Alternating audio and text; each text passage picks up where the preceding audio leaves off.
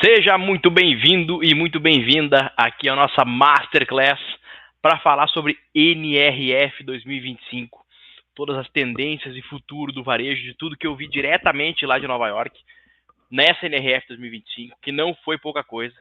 Então, pessoal, para quem quiser mandar alguma dúvida, fica à vontade, manda, a gente responde, se não der para responder logo, a gente responde ainda no Instagram, então entra lá no meu Instagram, @stefano.virig, manda tua dúvida, tanto em caixinha, quanto diretamente na resposta de um story, alguma coisa, e eu te respondo lá, beleza?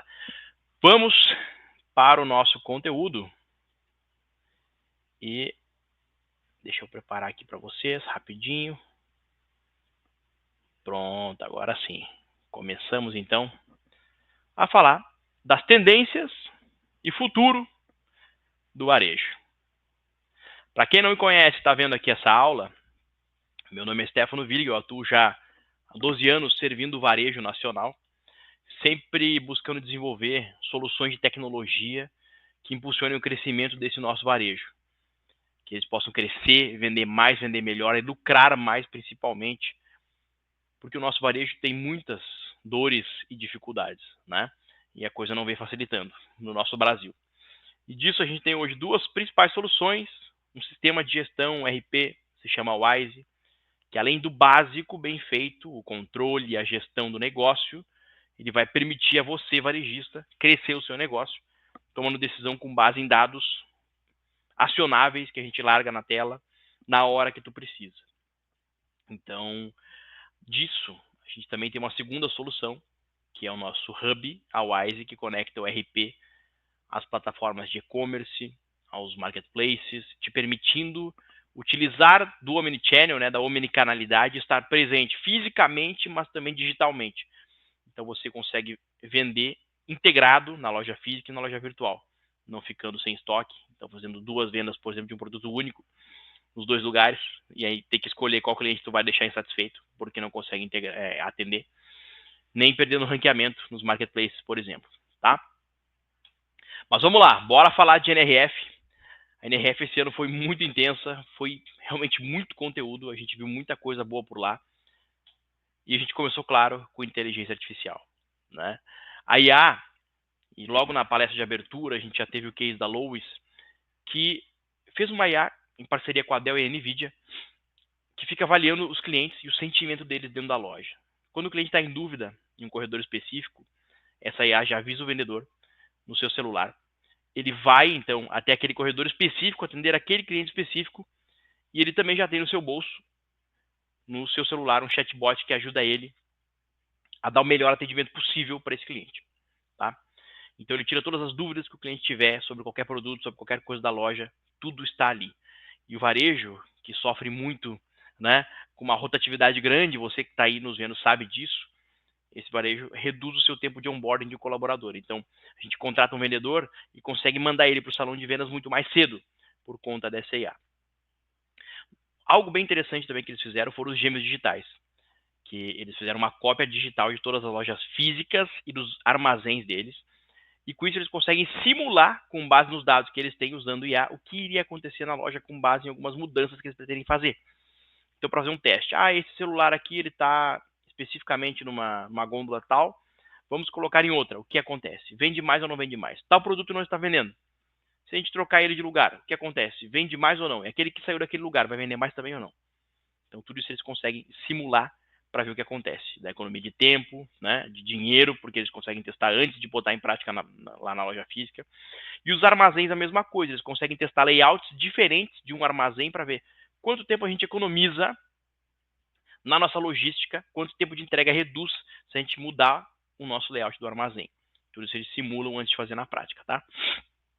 E eles também têm um app, um aplicativo que usa IA generativa para criar, por exemplo, cômodos inteiros personalizados de acordo com o que o cliente quer. Então eu tiro uma foto de um cômodo e digo para esse app: quero decorar esse meu cômodo agora com uma decoração mais rústica. Ele vai lá, faz essa decoração mais rústica, e a hora que o cliente diz, não, gostei, é isso mesmo que eu quero. Beleza, aí o aplicativo dá o ok naquela sala, deixa isso salvo para tu lembrar como é a decoração, e já te dá a lista de todos os produtos que tu tem que comprar diretamente no aplicativo para poder ter a sala daquele jeito, tá? A Walmart também está aplicando IA muito forte.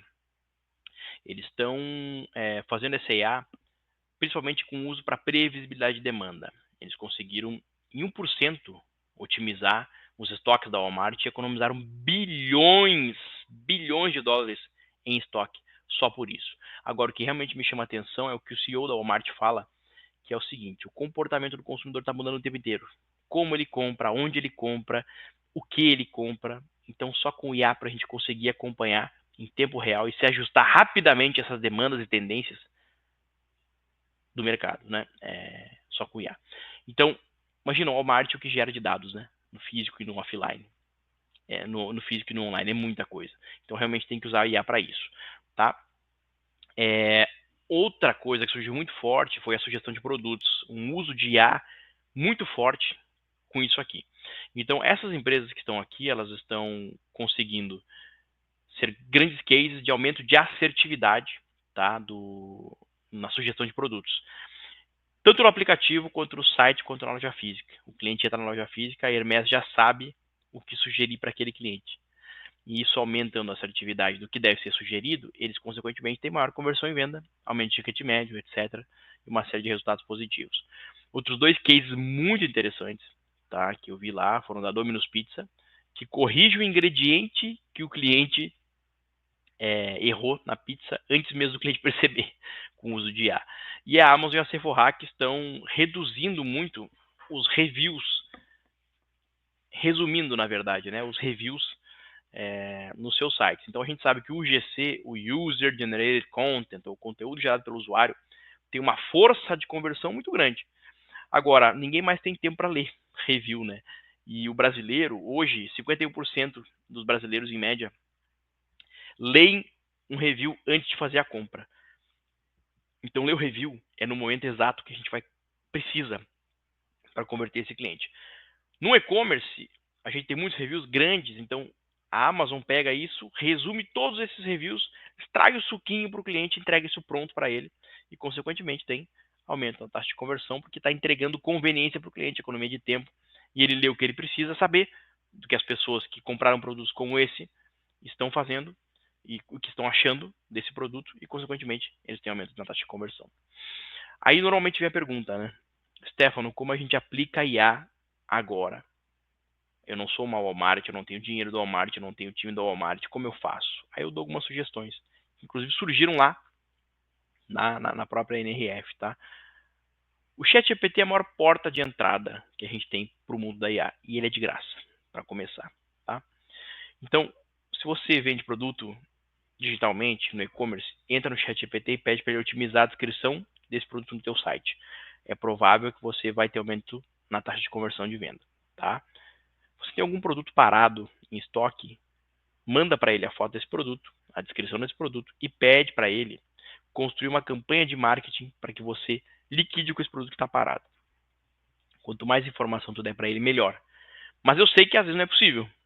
A gente não tem toda a informação na mão ou não sabe o que falar para ele. O GPT ganha o jogo quem faz as melhores perguntas, né?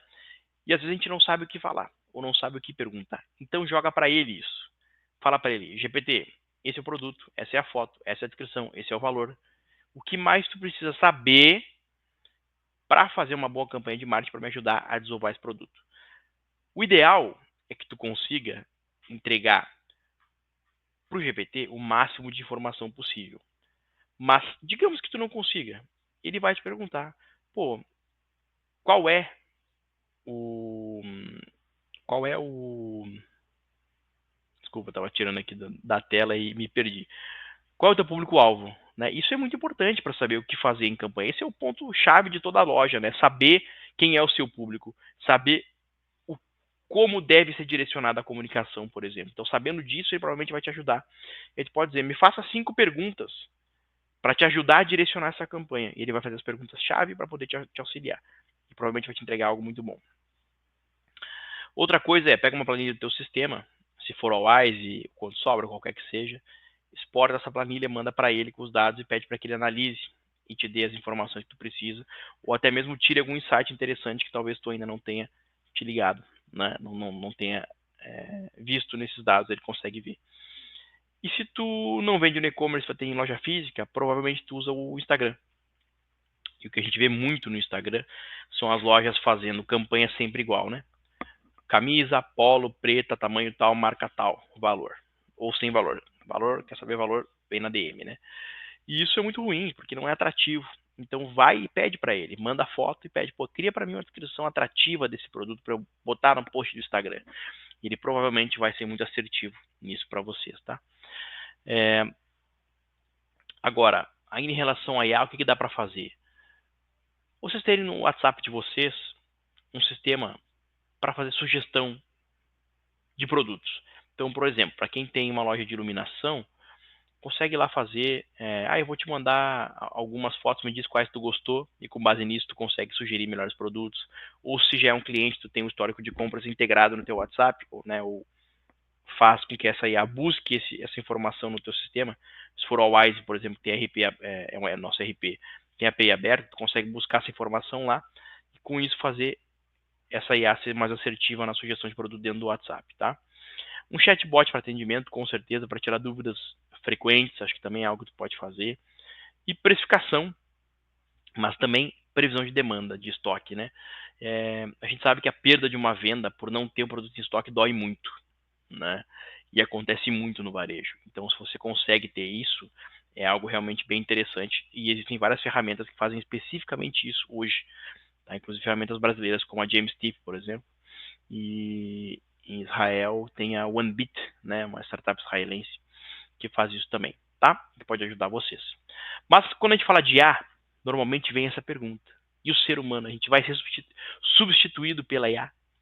Como que fica o ser humano nessa história? E não vai ser substituído.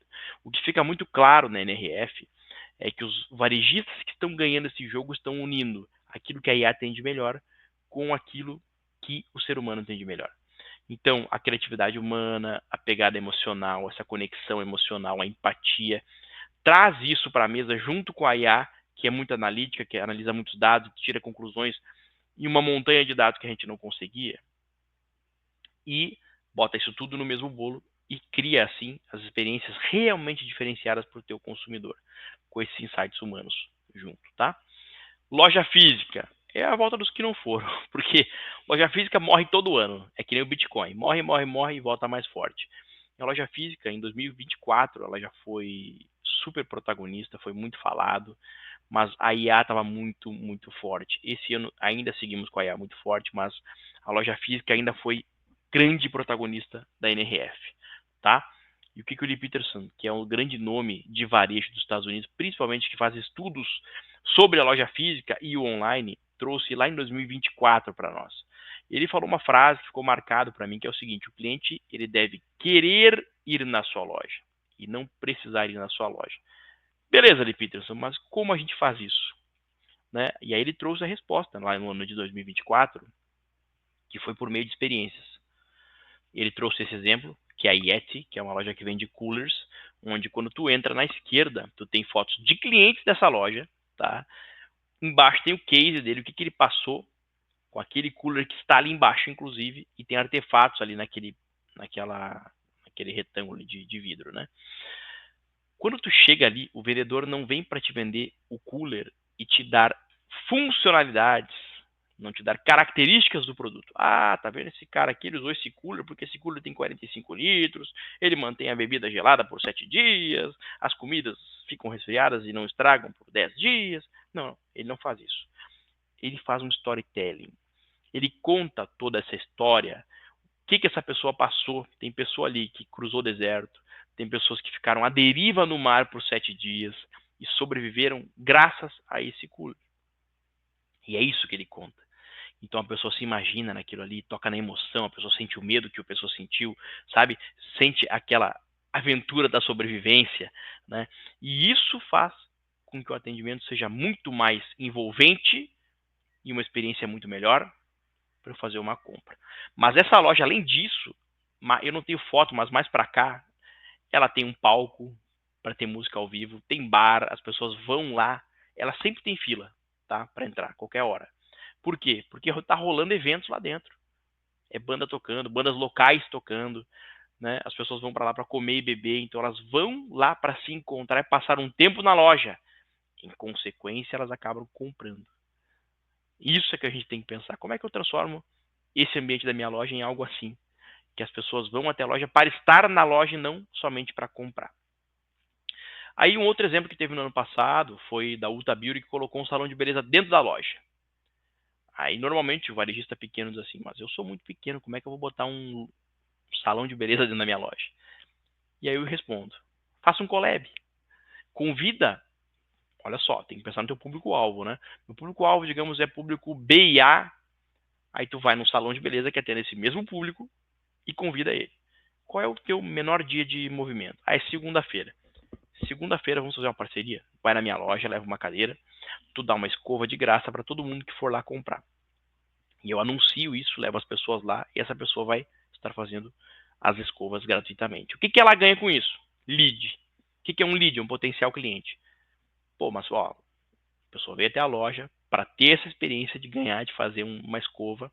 Em troca, ela só tem que deixar para essa pessoa um telefone, um e-mail, ou nada. Vai da própria pessoa do salão ter, né, a boa conversa de pegar o contato ou deixar um cartão, alguma coisa assim, tá? Para conseguir também tirar vantagem disso. Então é uma motivação para as pessoas irem até a loja. Ah, o dia da maquiagem, alguma coisa assim, né? Para quem tem loja de esporte, por exemplo, organiza grupo de corrida, torneios, collab, né? O que mais tem aí agora são aquelas quadras de beach tênis. Por que não fazer um torneio com uma quadra de beach tênis, né? Ou patrocinar também, enfim, tem muita coisa que dá para fazer. Agora, a experiência dentro da loja pode ser uma oficina de yoga também, né? Uma oficina de judô, alguma coisa assim, para as pessoas irem até lá e ter essa experiência e depois acabarem por comprar as coisas para poder praticar isso, né? Para quem é loja de roupa, por exemplo, a gente, só vou arrumar o ar aqui, gente, tá muito quente. O que a gente mais tem são boutiques, como lojas de roupa no geral, como cliente, né? E aí eu tenho alguns exemplos bem práticos assim que a gente viu. Obviamente, desfile, que é algo é o mais óbvio, mas tem um desfile que saiu do óbvio, que foi muito além, assim, que foram várias lojas que atendiam a mesma clientela. Começou com uma loja que atendia mulheres, então uma loja de roupa feminina, uma boutique, e aí ela juntou uma loja feminina, porque as mulheres normalmente têm filho e compram roupa para os filhos. Uma loja masculina, porque tem muita mulher que compra roupa para o próprio marido. Uma empresa de decoração, de coisas para festa, tá? É, se eu não me engano, um salão de beleza também e uma empresa de alimentação para festas, né?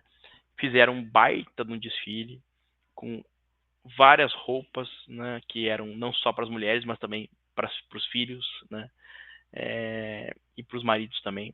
E claro, o maior desfile foi da boutique para as mulheres, né? Mas foi uma experiência super bacana. Todo mundo ali trocou cliente, porque todo mundo convidou os seus clientes para o evento, as pessoas foram para o evento, eles trocaram o cliente entre si, tá? Isso é muito interessante. Agora, para quem é boutique, que consequentemente tem um ticket médio mais alto, né? Então acaba conseguindo dar uma experiência mais exclusiva. Tem uma cliente nossa que ela faz a tarde de clericô com as amigas. Então, e por que isso surgiu da demanda de uma própria cliente? Ela atende tão bem as clientes, com uma exclusividade tão grande, que a cliente ligou para ela e disse assim: é tão bom ir na tua loja, eu queria ir aí, levar as minhas amigas e passar uma tarde aí, né? Tomando uma coisinha, comendo uma coisinha e vendo as tuas roupas. E ela aceitou. A mulher não só foi e consumiu, como ainda levou outras consumidoras, né? E foi super bacana, deu super certo e hoje ela tem isso como um padrão na loja, tá? E a gente tem que lembrar isso, né? Que o físico ele consegue entregar essas experiências mais sensoriais que podem envolver comida, bebida, cheiro, né? Enfim, toque, uma série de coisas. A gente consegue fazer a pessoa sentir muito mais facilmente do que online, que é só a visão. E tem um dado sobre isso que diz que 61% das pessoas do mundo inteiro procuram por marcas que as ajudam a sentir emoções intensas. E aí, falando nisso, eu trago um exemplo aqui do Rio Grande do Sul, que é a Criamigos, que elas criaram uma jornada de compra sensacional, onde quando tu vai comprar esse ursinho, ele é todo personalizável, tá? Tu compra a pele, depois tu enche, depois tu compra a roupa, e aí sai a roupa, sai as estações do ano, tem as suas coleções, né? E, e foi impressionante, eu fui num evento em Porto Alegre, no, no Congresso E-Commerce do Rio Grande do Sul 2024, eu acho. tá? Onde elas mencionam, o pessoal falou sobre esse case, porque, e o pessoal contando como é, disse assim, ó, esse ursinho, depois que ele chegou lá em casa, ele come na mesa. A gente sempre bota um lugar à mesa para ele também. Esse ursinho faz parte da família. Por quê? Porque ele tem uma pegada emocional muito forte. Quando tu monta esse ursinho, chega um momento em que ele vai ganhar uma certidão de nascimento. E para isso acontecer, para ele ganhar vida, tem que colocar um coração lá dentro. E esse coração, ele só recebe o amor necessário se a família inteira se abraçar. Então, eu me arrepio quando eu lembro disso. Eu tenho 2 filhos, né? Uma filha e um filho. Infelizmente, o que a gente vê muito, né? São pessoas que não abraçam seus filhos. Às vezes passam anos sem dar um abraço carinhoso, sem dizer um eu te amo, né? E nesse momento as pessoas se abraçam, eu te amo, e botam esse amor no coração e botam dentro desse ursinho. Foi uma experiência super marcante, né? Então, por isso é um estouro. Está crescendo muito, muito, muito, muito por conta dessa jornada de compra. Claro, várias outras coisas também, mas essa é uma pegada emocional muito forte que elas fizeram, foi sensacional. São muito inteligentes e estão de parabéns por esse case, né? E é isso, o varejo é emoção, o varejo é fazer a pessoa sentir, criar uma memória forte o suficiente para retornar e querer ir até a tua loja. E é isso, as pessoas lembram como a gente fez elas sentirem, né? Então, tudo isso que eu falei antes, mostrar, contar boas histórias, fazer as pessoas experienciarem, é assim que a gente faz a pessoa ir até a loja, tá? E algumas coisas também interessantes que eu vi lá, tanto em 24 quanto em 25. Essa é uma loja da Nike, que quando a pessoa vai experimentar uma roupa, ela pode escolher que iluminação ela quer para ver como aquela roupa vai ficar naquela iluminação, onde ela vai usar aquela roupa, né? Isso, pô, é sensacional, né? Uma baita experiência. E não é difícil de fazer. Eu não preciso fazer algo tão rebuscado. Aí tem a questão da Puma. Eu fui na Puma e eles simplesmente fizeram mais de um provador, cada um com uma iluminação. Uma é quente, outra é fria e a outra é colorida, para simular esses ambientes todos, né? Sensacional, super simples de fazer, somente com iluminação. E aí chegamos em 25. O que o Lee Peterson trouxe para 2025 para a gente? Primeiro, que subiu em 5% a quantidade de americanos que preferem comprar online. Não é que eles vão sempre comprar online, mas eles têm preferência por comprar online, tá? Todavia, essa mesma pesquisa trouxe a informação de que 88% das pessoas afirmaram que vão comprar em lojas físicas. Então veja bem, 68% prefere comprar online, porém 88% deles afirmaram que vão comprar em lojas físicas. Aí vem o X da questão, principalmente em lojas de até 3 milhas da sua casa, ou seja, a gente tem um varejo físico, varejo de bairro, que está ganhando força nos Estados Unidos. Aí veio, complementando essa pesquisa, uma das perguntas foi, por que você não vai até a loja física? O que te faz não querer ir? Primeiro lugar, tempo e esforço excessivos para ir até uma loja. A gente tem que pensar na jornada inteira do cliente. Pensa comigo. A pessoa vai sair de casa, ela tem que pegar o carro, ir até o centro da cidade, achar um estacionamento, às vezes não acha, estaciona longe, é quente, está suando, ou é frio, está chovendo. Começa aí o trabalho de chegar numa loja física. Para chegar, e aí segundo, ser mal atendido, atendimento inadequado. Então eu tenho que olhar para toda a jornada do meu cliente e pensar, tá valendo a pena para ele sair de casa, tirar o bumbum dele da cadeira, do sofá, que ele está bem sentado olhando uma Netflix, com o celular na mão comprando as coisas para ir até a minha loja? O que eu faço de tão bem feito que vai fazer ele preferir ir até a minha loja? A gente tem que pensar isso. Terceiro ponto, lojas desorganizadas. Dificuldade de achar os produtos, lojas que não estão bagunçadas, não fazem sentido nenhuma a organização das coisas. E quarto, demora no checkout. Eu ter fila no caixa. Ou seja, o que a gente vê aqui, ó, as pessoas estão dizendo que vão ir até a loja física. Elas vão ir, cara. Desde que tu faça o básico bem feito. Porque tem que valer a pena o tempo dela, o esforço para ir até a tua loja. Tem que ter um retorno maior do que ele abrir o celular e comprar online. E aí pode ser pela experiência, por tudo que a gente falou antes. Mas, ainda, quais são os últimos motivos que fizeram alguém visitar a loja? Tecnologia na loja é o primeiro. Aí a gente vê as pessoas querendo botar o self-checkout, que nunca funciona bem, né? Ou querendo inventar muito, né? Colocar muita tecnologia, né? Ou uma segurança melhorada, né? A gente vive tempos de insegurança, mas isso não é motivo para fazer a pessoa ir até a loja comprar, tá? E a integração com inteligência artificial. Então a IA ela é muito importante para fazer vocês ganharem eficiência operacional, mas não para atrair o cliente para a loja, porque não é isso que o cliente vai procurando na loja. Inclusive ano passado, o que ele mais gosta, o Lee Peterson trouxe essa informação, que o cliente mais gosta quando vai na loja, a vibe, tá?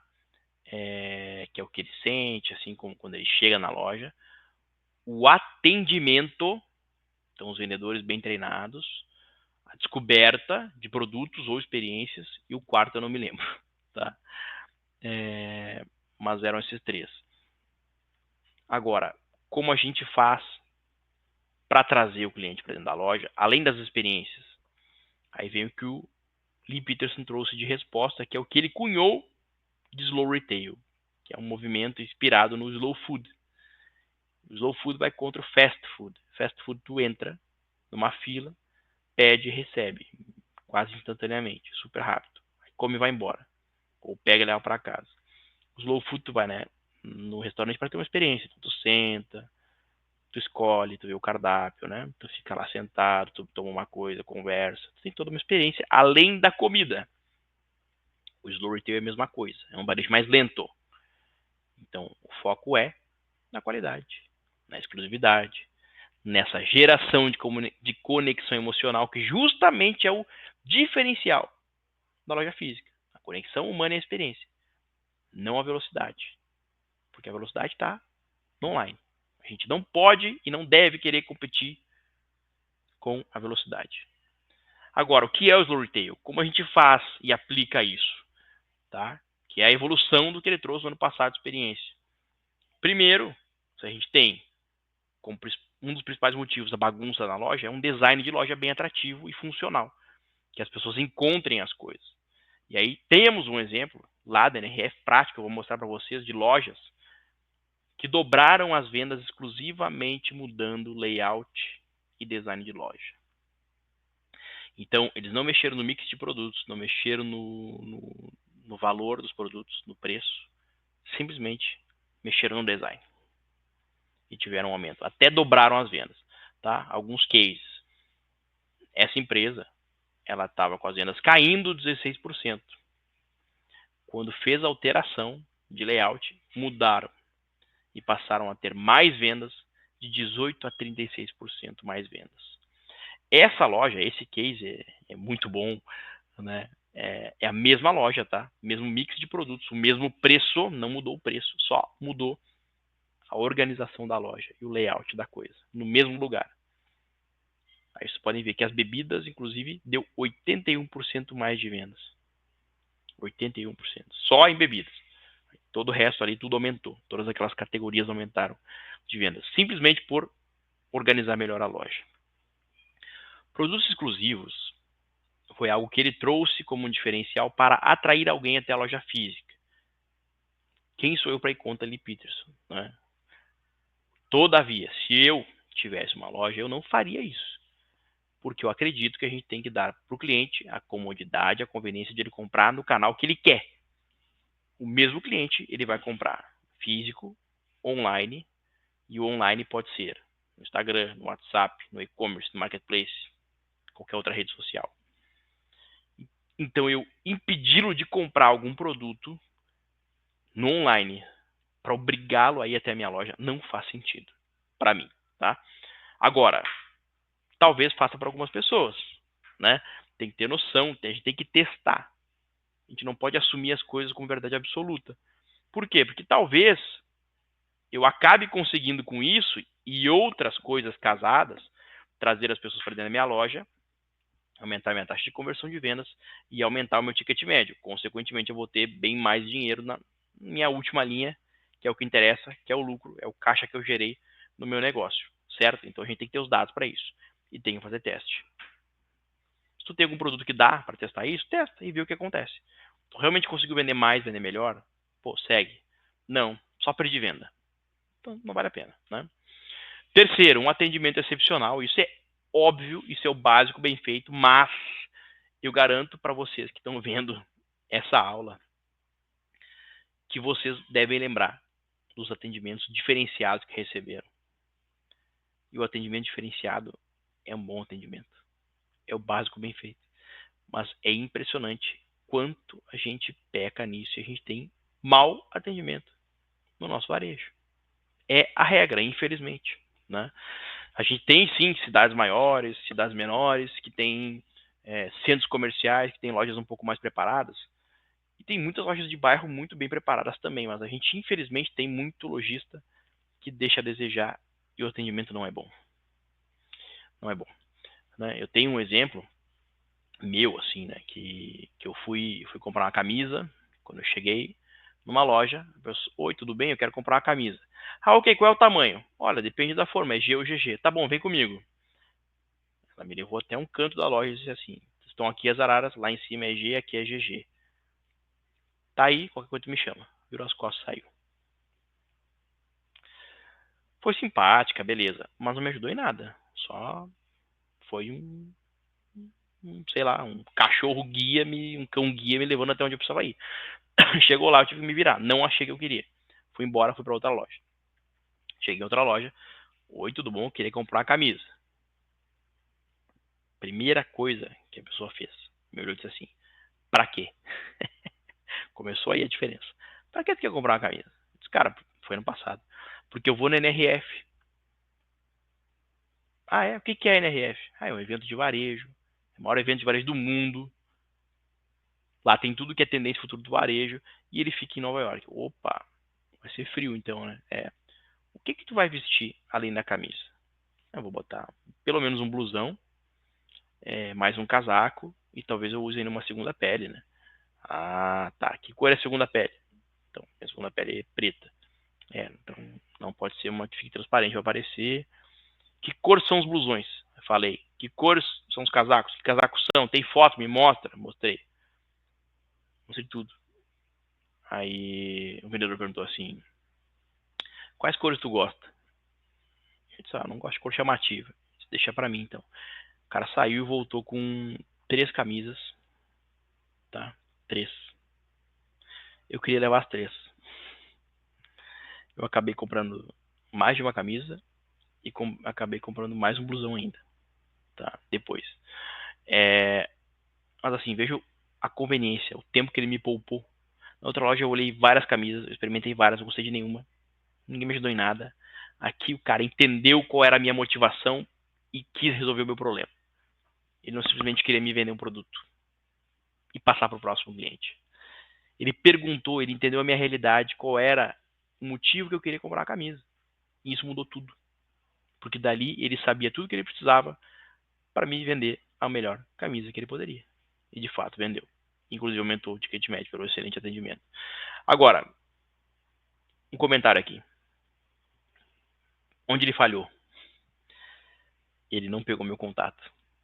Quando eu cheguei no caixa, eles pegaram meu telefone. E a loja me atende igual qualquer outro cliente. A única divisão que essa loja tem é homem ou mulher.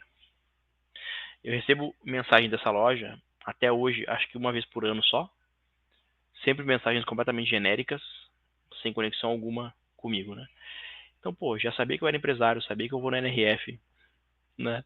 Que eu disse pra ele, eu disse, cara, todo ano eu pretendo ir. Todo ano podia me mandar uma mensagem em dezembro, né? E aí, tá chegando na NRF. Como é que estão as camisas? Quer vir dar uma olhada que eu te mande uma foto? Pô, tu é empresário, bastante corrido, né? Não quer que eu te mande uma malinha incondicional para experimentar, quer que eu mande na empresa? E aí tu experimenta e depois tu me devolve e fica com a que tu quer. E aí a gente passa no cartão, te manda um link de pagamento. Pô, barbada, né?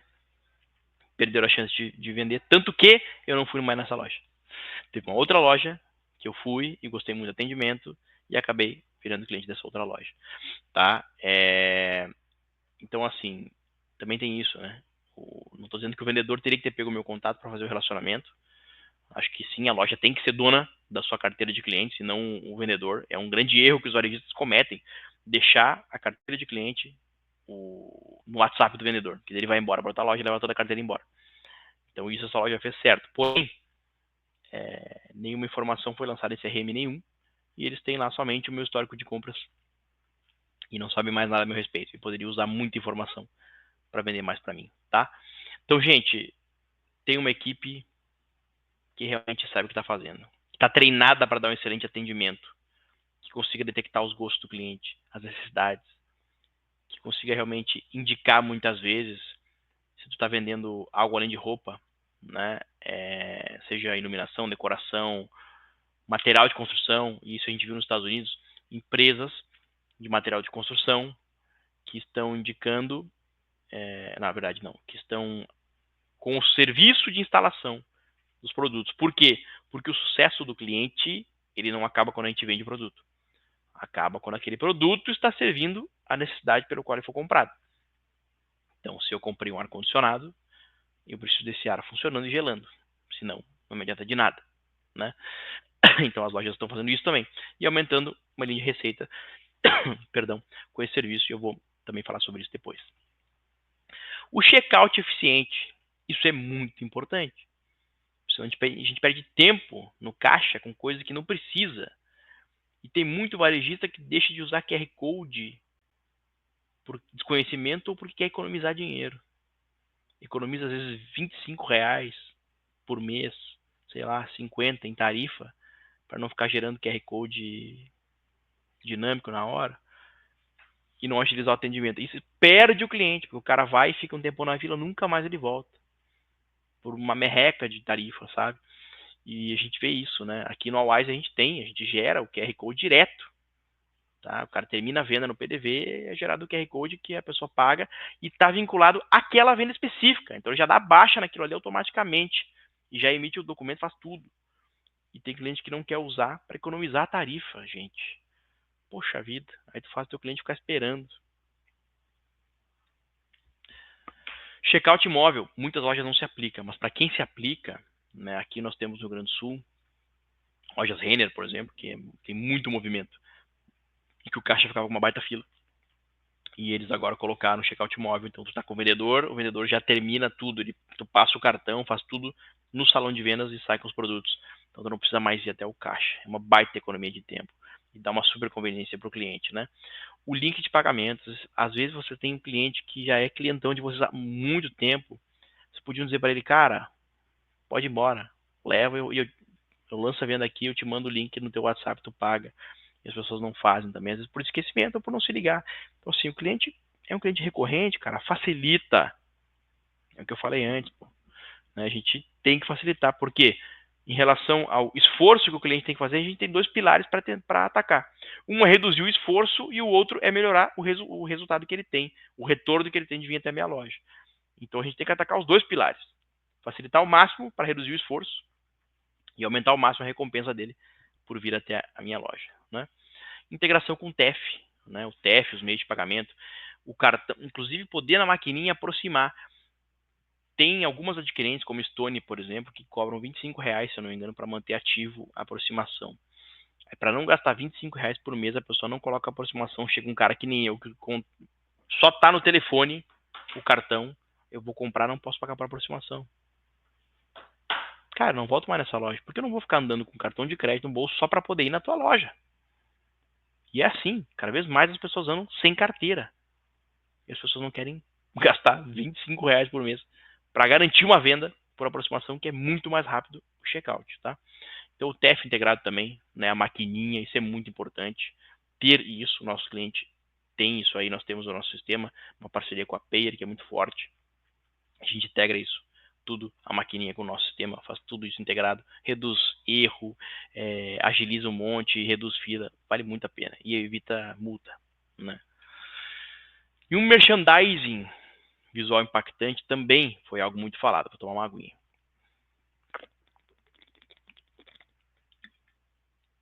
Merchandising muito bem feito. Então, poder apresentar os produtos de uma maneira diferenciada, né? A gente pode usar a iluminação para botar um produto em destaque. A gente pode... É muito legal, tem a APL, que é uma loja lá dos Estados Unidos, que tem em Nova York, que ela tem uma curva e os tênis ficam na parede, que é perfeito, assim, tu vai caminhando e tu vai enxergando um pouquinho de cada um. E aí tu vai tendo aquela descoberta, assim. Então isso é uma coisa que vale muito a pena fazer, como vocês viram lá, esse merchandising visual. A Yeti tem esse exemplo também, né? Que tem aquele merchandising que tem todo o storytelling envolvido, tem o cliente em cima e tal. Então tem muitas maneiras de fazer isso. Uma vitrine temática chamativa muito bacana. A iluminação já falei. Acho que organizar né, a loja por tema também. Então, pô, tá chegando o Dia das Mães, faz uma área de Dia das Mães, o que pode ser de presente, Dia das Mães, que tu tem para vender. Ainda pensando nesse merchandising, né? A gente pode ter displays interativos que mostrem esse produto sendo usado, ou até mesmo quadros que mostrem o produto sendo usado, né?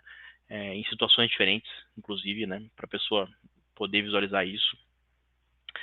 Um espaço instagramável vale muito a pena. Muitas lojas que eu visitei lá em Nova York tem um espaço que é para as pessoas irem lá tirar foto. Isso vira marketing para vocês, gratuito inclusive, né? As pessoas vão gerar conteúdo na sua loja, vão tirar foto e vão botar lá. Então, sim, vale muito a pena.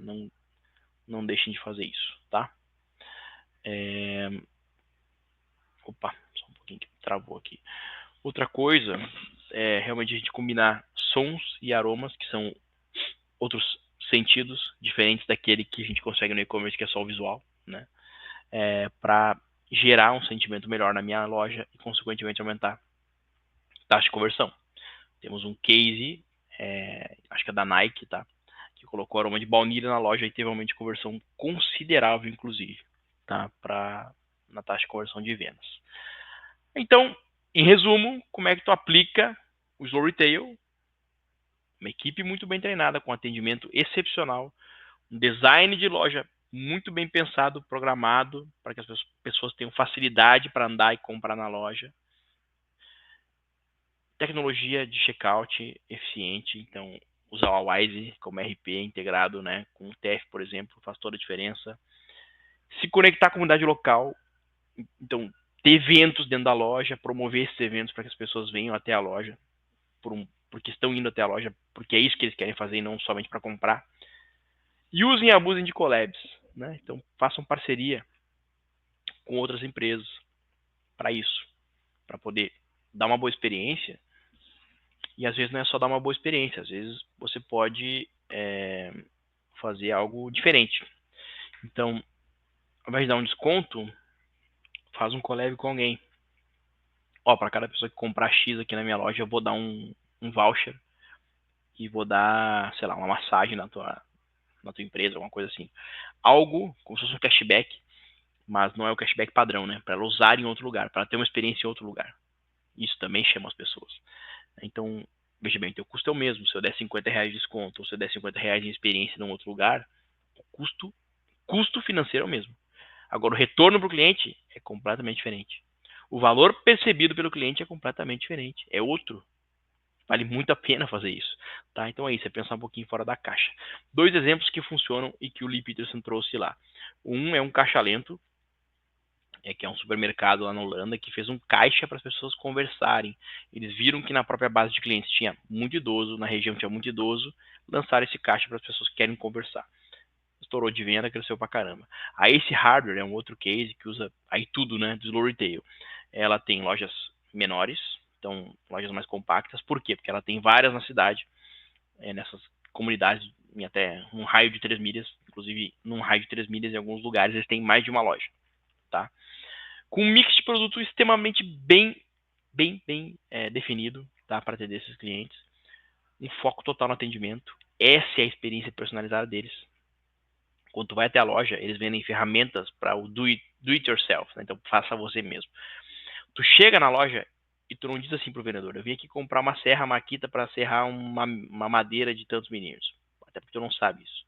Tu chega para ele e fala assim: eu vim aqui porque eu quero começar um hobby, eu quero construir coisas de madeira, quero começar a construir uma casinha de boneca para minha filha.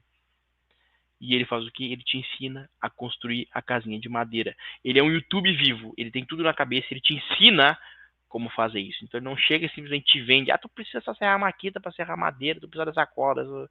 Não. Ele te ensina a fazer tudo isso, toda uma mesa, uma mesa de madeira, um banco, uma casa de boneco, o que é que seja. E de lambuja ainda te vende os produtos para tu fazer isso. Tá dando super certo, aí esse hardware vem crescendo pra caramba, é um baita case de slow retail, porque imagina o tempo que demora para dar um atendimento desse. Ensinar um cara a construir toda uma mesa de madeira, ou uma casa de boneca, né? E aí vem a grande frase, né, que o Lee Peterson falou esse ano, que é: competir com a velocidade do e-commerce é um erro estratégico. O diferencial das lojas físicas está em oferecer o que o online não pode, que é conexão emocional e experiências inesquecíveis. Então é isso, gente. O varejo físico não vai morrer. De jeito nenhum. Não vai morrer. Mas ele tem um papel diferente do que o varejo online. E é isso. A gente tem que estar em mais de um canal, atender o cliente aonde ele quer, mas entender que são coisas diferentes, experiências diferentes, jornadas de compra diferentes. Serviço. Foi algo bastante falado lá na NRF também. Inclusive, até 2030 nós teremos aí, segundo, né, falado na NRF, até 30% dos varejos, não, até 30% do faturamento das lojas provenientes de serviço. E por que isso acontece? Se a gente tem de um lado um cliente que quer experiências personalizadas e conveniência, a gente tem do outro lado um varejo que precisa de dinheiro, para gerar caixa. Experiência custa dinheiro muitas vezes. Então, por que não cobrar por essa experiência? Para gerar esse engajamento, essa fidelização, né? E ter uma margem de lucro maior em cima de alguma coisa. Aí vem um exemplo. A Kemp é uma loja de brinquedos nos Estados Unidos. Ela tem lá em Nova York, inclusive, que 40% do faturamento dela já vem só de eventos. Então, a loja vira um destino. Eu vou na loja porque eu vou lá mesmo. Não é só para comprar, para transacionar. Então, a pessoa, ela vende um serviço que é uma oficina de robótica, por exemplo, que é pago. Aí eu pago para ir lá com meu filho ter oficina de robótica. E mais da metade das pessoas que vão acabam comprando alguma coisa. Acabam comprando um brinquedo. Então, pô, dá super certo, porque eu ganho 2 vezes, né? Aí a pessoa vem na minha loja e paga para vir. Ainda compra o meu produto, tá? E aí vem o grande X da questão, que é o mindset do CEO deles. Ele fala o seguinte: eu tô aqui e eu entendi. Esse jogo é o seguinte: eu tô competindo pelo tempo das pessoas e não por mais vendas. E é isso, gente. Lembra do esforço para ir até a loja? Tem que valer a pena? É tempo. Eu estou competindo pelo tempo das pessoas para elas virem na minha loja. Elas estão deixando de comprar na internet, que é super rápido, para vir até a minha loja comprar. Por quê? O que eu ofereço que vai fazer ela vir até a minha loja e não pegar o celular e comprar? Se é para eu botar um monte de prateleira com um monte de produto jogado, eu vou no e-commerce, porque é isso que o e-commerce entrega. Uma prateleira virtual gigante com um monte de produto, que ainda é mais fácil de achar do que físico. Porque eu consigo ter filtros, eu consigo buscar, etc. Certo?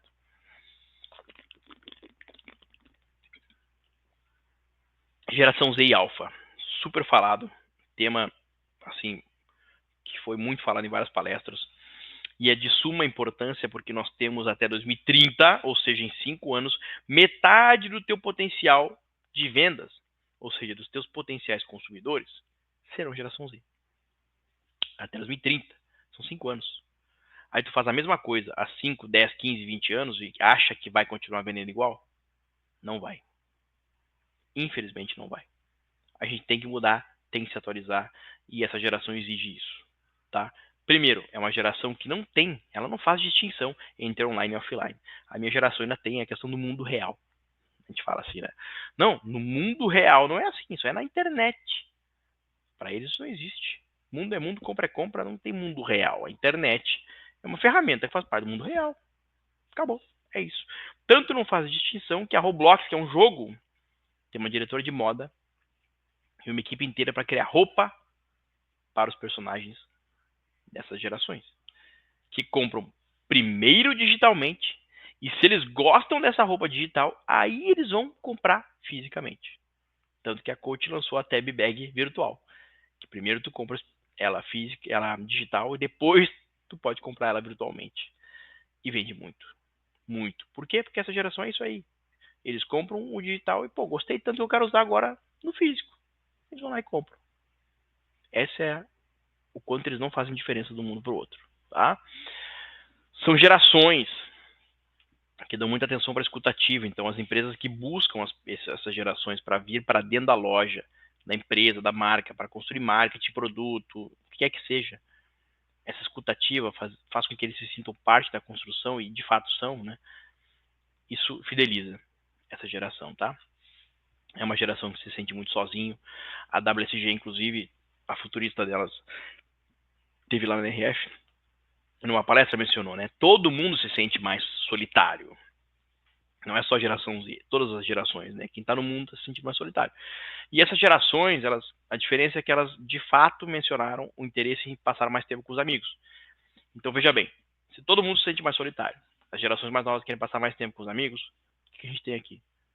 Uma oportunidade de eu, varejista, ser esse ponto de conexão, né?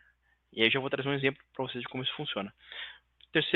Quarto ponto, perdão, que eles dão muita atenção é a autenticidade. Então, se você fala uma coisa, eles querem saber se você cumpre. Se está nos seus valores, que você é verde, né? Então, que você tem essa pegada de ESG ambiental, eles vão ver se você realmente tem. Se você não tiver, você está ferrado. Você não precisa dizer que tem, se você não tem. Mas se você diz, tem que cumprir, tá? Agora, falando de como eles serem sozinhos, querem estar juntos, perdão, pulei aqui, era o case. É o case da Nelbaca, que é uma agência de VTubers, que quando eles foram lançar os produtos físicos deles, eles chamaram todos os fãs que são essas gerações para dentro de uma cafeteria, para consumir na cafeteria os drinks temáticos deles, e eles passaram lá horas e horas juntos, conversando e consumindo os produtos deles também, físicos, né? Chaveiro, almofada, etc. Então, pô, se não fosse uma geração que não quer estar junto, eles não tinham conseguido trazer essas gerações para dentro de uma cafeteria para comprar os produtos deles e ficar lá horas e horas conversando. Então, sim, eles querem estar juntos fisicamente para conversar e passar um tempo junto e ter essa experiência, tá? E a gente tem essa oportunidade como varejo físico de ser esse local. São gerações que dão muita atenção pro social. Eles não buscam produtos no Google, eles buscam no Instagram e no TikTok. E aí, falando disso, perdão, aqui eu tinha algumas dicas para vocês de como aplicar, né, e realmente conseguir atrair esses consumidores, que é, cara, produzir conteúdo. Depois eu chego na parte do social commerce, né? E aqui a gente tem um exemplo, que é a loja de calçados do Aloysio, né? Que ele produz conteúdos engraçados e realmente fazem toda a diferença e trazem essa geração para dentro da loja. Às vezes você vende alguma coisa super visual, então fazer um antes e depois, etc. Tem várias maneiras de construir conteúdo para essa geração. Ah, mas a geração, vou construir conteúdo, vou fazer o quê? Para quê? Eles nem são meus clientes, não são ainda.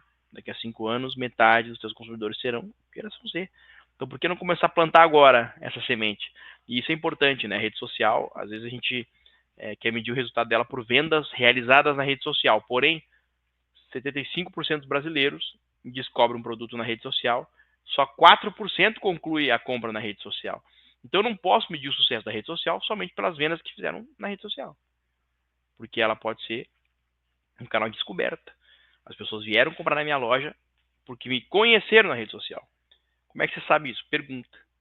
A pessoa chegou no caixa, você pergunta. Como é que você conheceu a loja? E aí você vai salvando lá a informação, né? Então isso sim, vale muito a pena. Tá? Usem e abusem do social para isso. Tá? Aqui tem um outro dado importante, que é no Brasil 80% das vendas são feitas ainda no varejo físico. Tá? Isso é real. Então as compras não começam só na rede social. Começa no WhatsApp, começa no Instagram, começa no site, tá? Então, você tenha isso. O social commerce, muito puxado por essa geração Z e Alpha, mas mais a Z ainda, nos Estados Unidos, o TikTok Commerce vendeu mais que Shein e Sephora juntos. E está previsto que vai crescer 3 vezes mais do que o e-commerce tradicional, tá? Isso não é só nos Estados Unidos, no Brasil também. Tanto que na NRF foi apresentado o case da Havaianas, que fez um lançamento usando o social commerce, tá? E vendeu, pegou para a geração Z, os influenciadores. Lançou uma coleção nova em 48 horas, lançando somente na rede social. Liquidou com o estoque. Relançaram e em mais 48 horas acabou de novo. Então sim, isso está acontecendo no Brasil também, não é só nos Estados Unidos, tá? Personalização foi algo também muito presente e eu vi isso em 2 pilares. O primeiro é na comunicação. É eu pegar cada uma das interações que eu tive com o meu cliente e aproveitar elas para ter uma interação melhor no futuro. Então eu comunico com o meu cliente aonde ele quer, como ele quer, no momento que ele quer, e eu ofereço o produto que eu sei que ele quer. Às vezes até eu antecipo a demanda, que nem ele sabe que precisa. Esse é um pilar de personalização. Eu personalizo a comunicação com o cliente. O segundo pilar é o físico. Dentro da loja física. Quem entrar no meu Instagram vai ver nos meus destaques dos stories, eu tenho lá a NRF 2025, uma coisa assim, que eu tenho as visitas técnicas que eu fiz. Eu fui em várias flagships, que são lojas conceito, digamos assim, onde eles testam as coisas lá em Nova York, tá? E é impressionante. Todas elas quase tinham personalização. Então a pessoa vai e compra um jeans na Levi's e essa calça, que seria somente uma calça, ela tem um ticket médio muito maior porque eu compro patches para costurar na calça. Além disso, eles ganham com um serviço de costura também. Então é um serviço com maior valor agregado, né? Então aumento meu lucro além do ticket médio, né, com essa nova linha de receita. E além disso, eu fidelizo mais o cliente, porque o cliente sai com um produto que é a cara dele, ele que fez. E essas gerações que estão aí, Z e Alpha, elas dão muita bola para isso, tá? Para a questão de ser algo único, que só eles têm. Então vale muito a pena pensar em personalização no seu negócio. O que, que você pode personalizar? Algum produto que você pode, talvez, alterar dentro da loja e vender para ele e ganhar com esse serviço? A Nike agora está impermeabilizando tênis, né? Pintando tênis também, colocando também patches, etc. Mudando o cadarço, personalizando o produto. Isso é valor agregado, tanto financeiro quanto para o cliente também, tá? Então, circularidade e sustentabilidade, né? Apareceu não com viés ESG, tá? Não com viés de sustentabilidade. Apareceu a circularidade com viés de resultado financeiro. Está dando dinheiro fazer a circularidade funcionar. Por quê? Porque nós estamos, infelizmente, cada vez mais ferrados. Foi à toa que, sem querer, eu fiz esse símbolo, porque é isso que está acontecendo, né? A gente está ferrado. Cada vez mais se imprime dinheiro no mundo inteiro. Está todo mundo com menor poder econômico, poder de compra. Então, as empresas, grandes empresas, a IKEA, Walmart, Target, sabendo disso, olharam para a base de clientes e perceberam que as vendas estavam diminuindo porque os clientes estavam comprando produtos de segunda mão. Eles pensaram, por que não eu fazer isso? Né? Além de ajudar no meu SG, né? Então, a IKEA recompra móveis, renova esses móveis todos e revende ele como um móvel seminovo. A Walmart, inclusive o celular, ele recicla na hora e te paga na hora pelas peças do celular, para poder transformar isso em matéria-prima e te vender um celular novo, ou usado também, que daí ele arruma e vende, tá? Então, isso aqui é algo que faz as empresas ganhar dinheiro, porque a pessoa está com menos dinheiro, ela queria comprar no Walmart, não consegue comprar algo novo, vai lá e comprar algo de segunda mão da própria Walmart, tá? Então, vocês podem fazer isso. Pega um produto de vocês, quem sabe vocês podem recondicionar, né? Aqui eu tinha um exemplo, essa é uma mentoria que eu acabei...